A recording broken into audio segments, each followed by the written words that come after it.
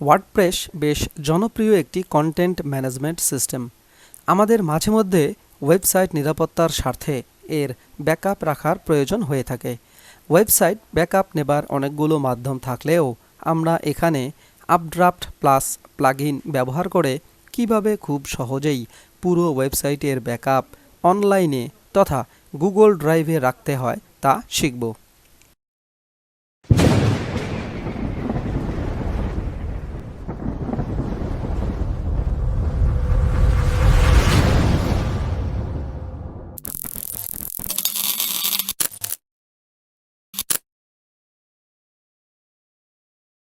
কিভাবে প্লাগইনটি ইনস্টল করবেন? প্রথমে ওয়ার্ডপ্রেস এ প্রবেশ করে আপনি বাম দিক হতে প্লাগইনস এ ক্লিক করুন। এরপর উপরের দিকে অ্যাড নিউ প্লাগইন এ ক্লিক করুন। এরপর সার্চ বক্সে সার্চ করুন UpdraftPlus। বাস, কিছুক্ষণের মধ্যেই আপনার প্লাগইনটি দেখতে পাবেন। প্লাগইনটি ইনস্টল নাও বাটনে ক্লিক করুন। ইনস্টল হয়ে গেলে সেটিকে অ্যাক্টিভ করে নিন। এবারে আপনার ওয়ার্ডপ্রেস এর প্লাগইনস হতে উক্ত আপড্রাফট+ প্লাগইনটির সেটিংস অপশনে ক্লিক করুন।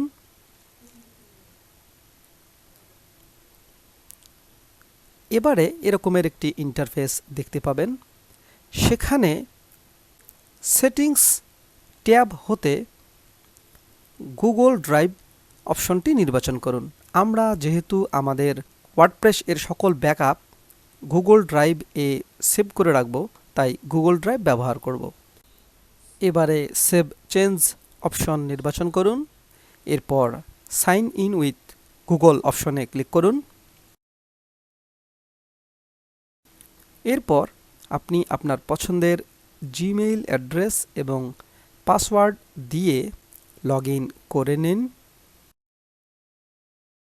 সবশেষে অ্যালাউ বাটনে ক্লিক করুন। কিছুক্ষণের মধ্যে আপনাকে এরকমের একটি মেসেজ দেখানো হবে। সেখানে কমপ্লিট সেটআপ অপশন নির্বাচন করুন।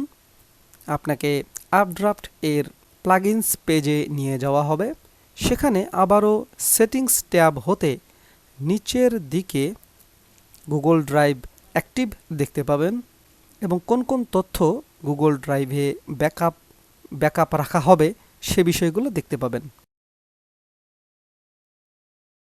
এর নিচের দিকে সেভ সেটিংস অপশনে ক্লিক করুন।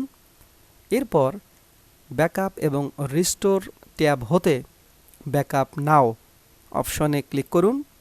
এরকমের একটি মেসেজ দেখাবে। এখানে ক্লিক করুন। কিছুক্ষণের মধ্যেই আপনার ওয়ার্ডপ্রেস এর সকল তথ্যের ব্যাকআপ প্রক্রিয়া চালু হবে। ব্যাকআপ প্রক্রিয়া সম্পন্ন হতে কিছুটা সময় নেবে। সবশেষে এরকমের একটি মেসেজ দেখতে পাবেন এবং নিচের দিকে এই রকমের ব্যাকআপকৃত ডাটাবেস দেখতে পাবেন। আশা করছি আপনি খুব সহজেই আপনার ওয়ার্ডপ্রেস ওয়েবসাইট এর সকল ডেটা ব্যাকআপ করতে পেরেছেন। এতক্ষণ সাথে থাকবার জন্য ধন্যবাদ। আগামী পর্বে আমরা শিখব কিভাবে ব্যাকআপকৃত ডাটা পুনরুদ্ধার করা যায়। আশা করছি আপনাকে সাথেই পাবো। ধন্যবাদ।